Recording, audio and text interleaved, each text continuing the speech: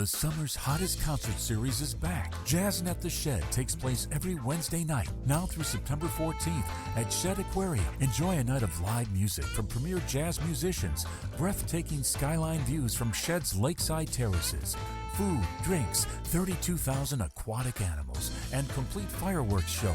Tickets are on sale now at shedaquarium.org/jazzin. Become a member today and receive free admission. Jazzin' at the Shed is sponsored by Chase. Blog Talk Radio.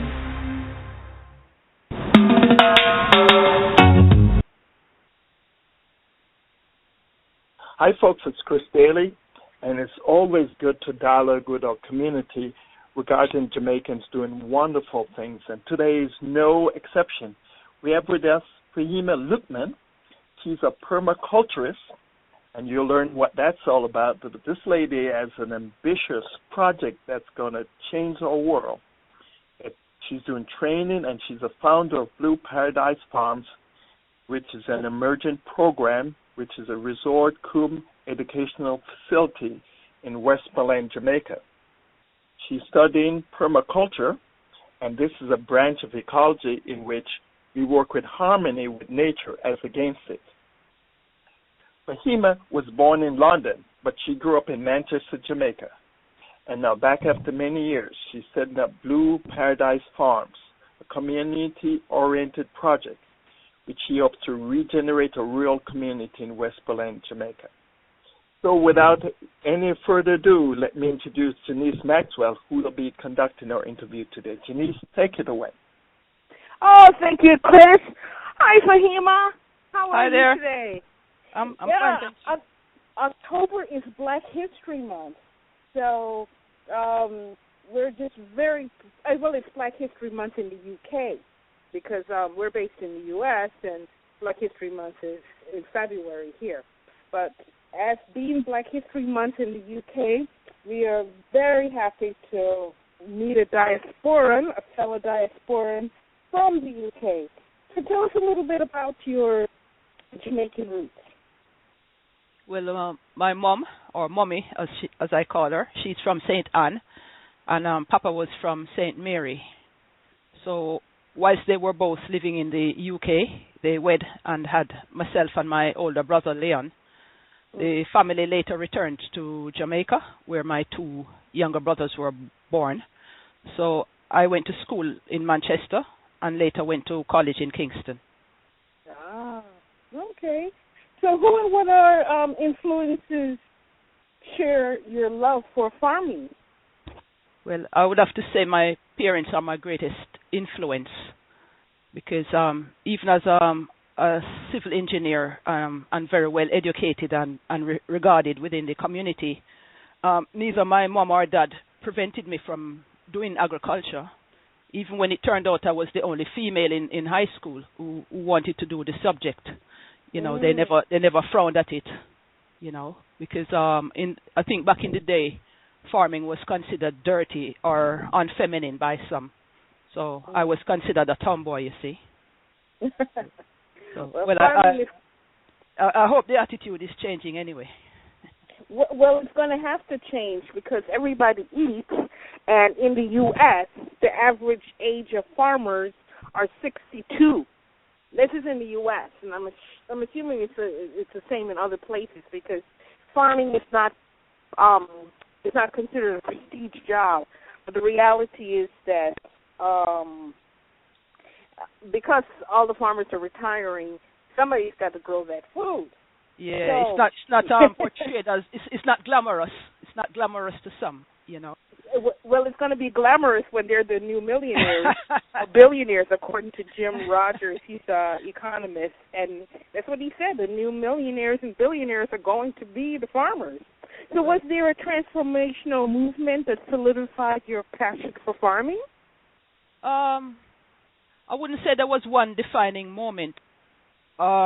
It's just something we grew up with, but you know, somehow it always seemed to me that the things we plant ourselves, it tastes better than the stuff that we buy from the supermarket or the market.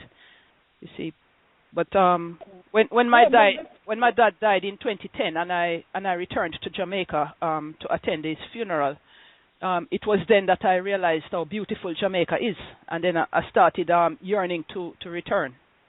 Mm. To help us understand your specialty, who is a permaculturist, and what does one do? Well, a permaculturist, as the name suggests, is somebody who practices permaculture. So the word permaculture. Well, what is that? Because it's a new name to our lexicon. So what is it? It's an amalgamation of the word permanent and agriculture, or permanent and culture. Mm-hmm.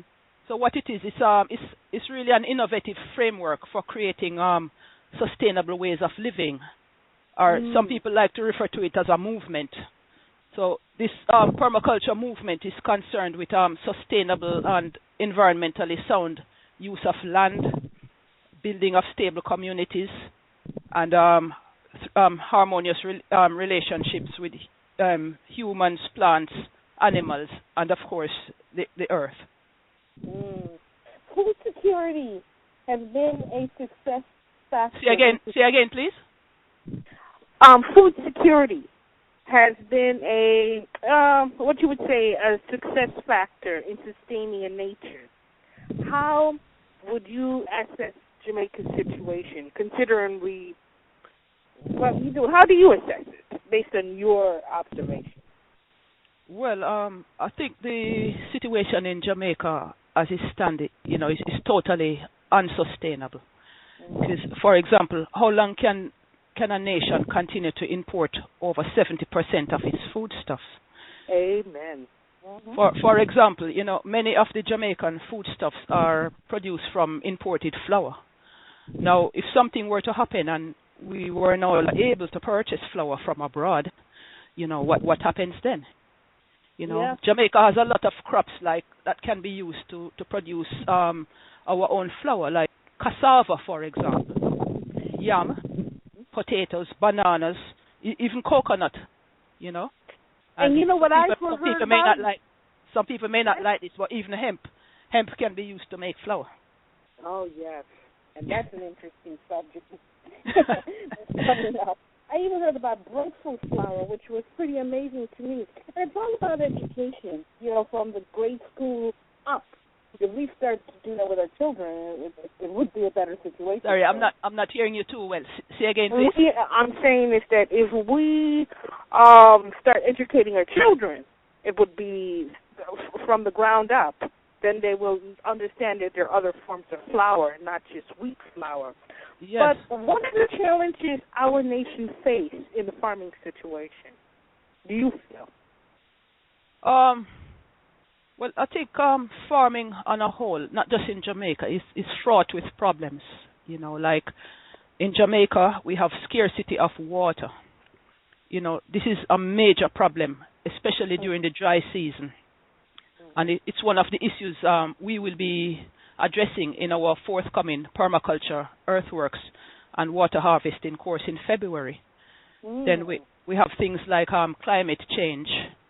The experts are telling us that the hot, dry seasons are becoming longer, but the wet seasons are becoming shorter, but more intense, you see.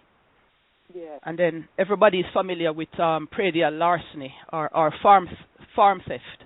The poor farmers, we're all working hard. We don't want somebody to just come in and walk away with our crops or our farming machinery.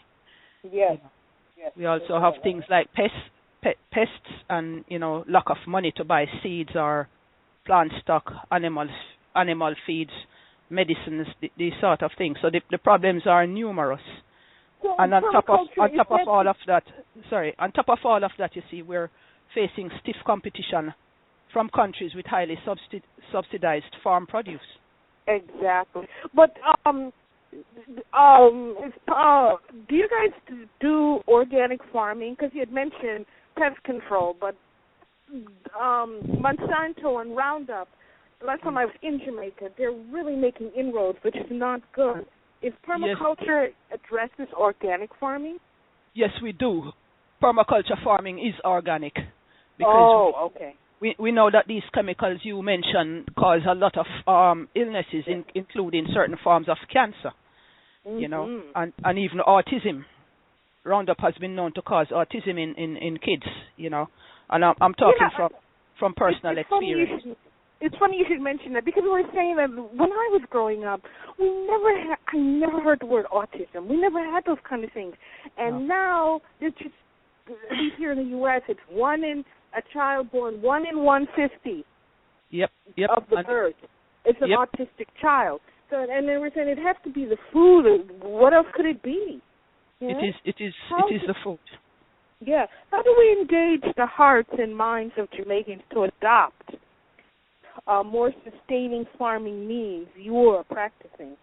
Well, I would say education and exposure. For example, when the local Jamaicans see how interested some of the other people are in this way, they too, you know, they will want to take part and maybe develop a pride in our own agriculture.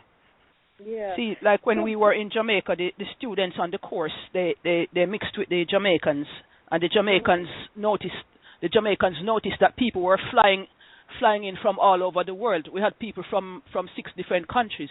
So people were flying from all over the world to come to Jamaica to learn about organic farming.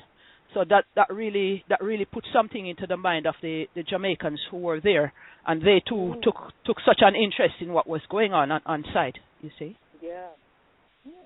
Well, that's fun. So tell us about the goal and mission of your enterprise, and how will it advance the cause of the Jamaican community? Well, the plan is to transform the site into a permaculture mecca.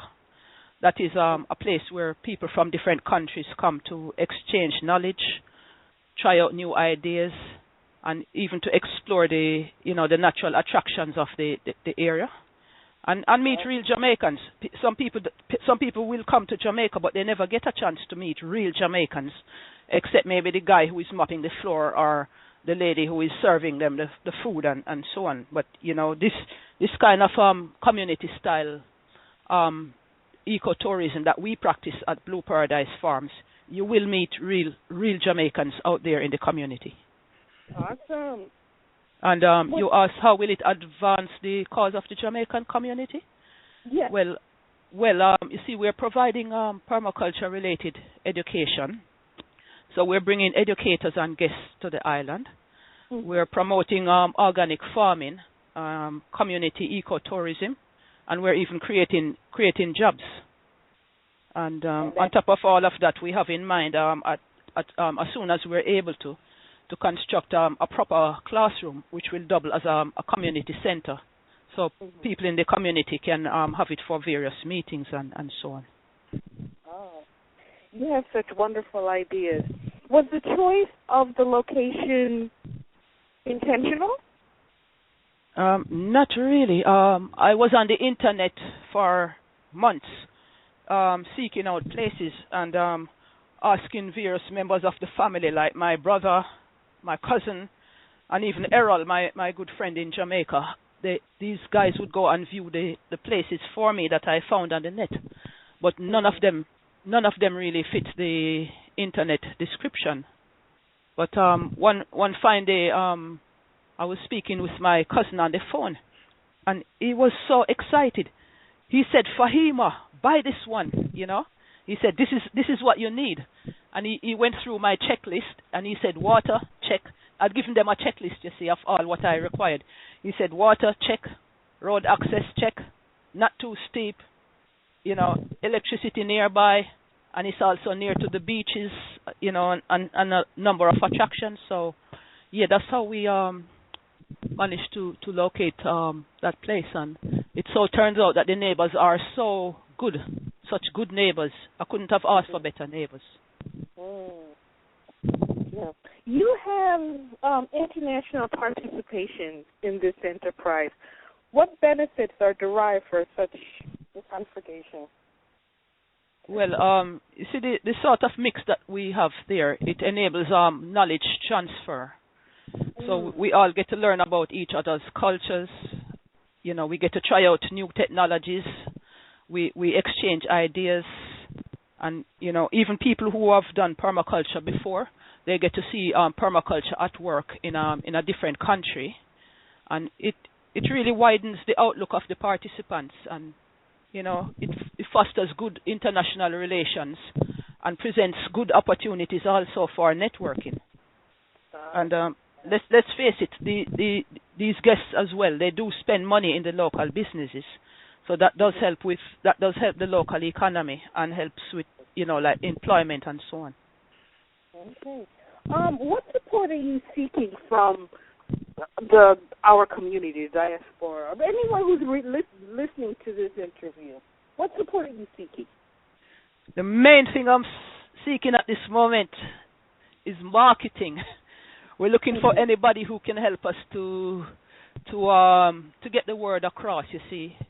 So if there are any internet marketers, social networkers, event promoters, anybody like this out there listening, please get in touch, because we need to attract international students, guests for the community ecotourism. We also need volunteers, and we're also looking for collaborators. Okay. Well, we're definitely going to spread the word. So if you had a crystal ball, look out, say, 5 years, tell us, what do you see happening to your enterprise?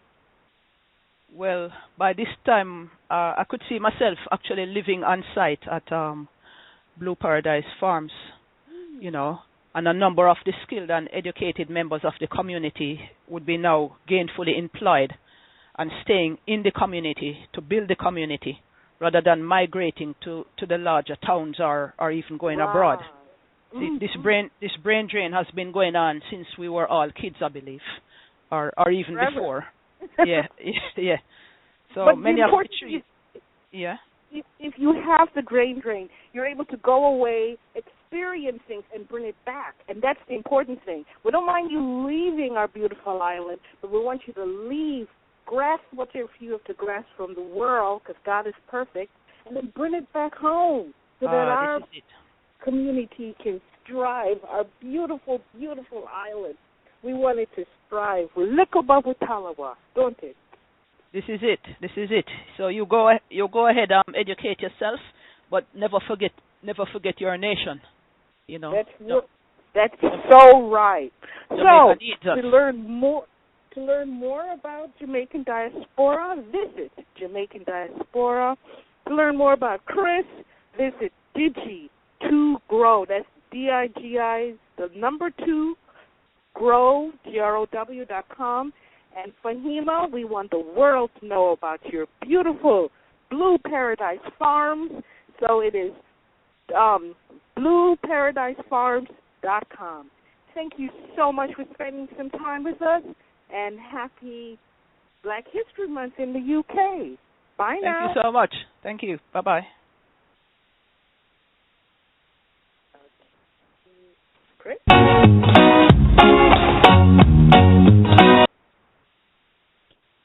When you don't go to Geico.com, car insurance can seem intense. Like breakup R&B intense. I thought you said you loved the sweater that I got you. If you didn't, you could have told me. Geico makes it easy. Just go to Geico.com anytime to update or check your policy without all the extra drama. I even had a gift receipt. The summer's hottest concert series is back. Jazzin' at the Shed takes place every Wednesday night, now through September 14th at Shed Aquarium. Enjoy a night of live music from premier jazz musicians, breathtaking skyline views from Shed's lakeside terraces, food, drinks, 32,000 aquatic animals, and complete fireworks show. Tickets are on sale now at shedaquarium.org/jazzin. Become a member today and receive free admission. Jazzin' at the Shed is sponsored by Chase.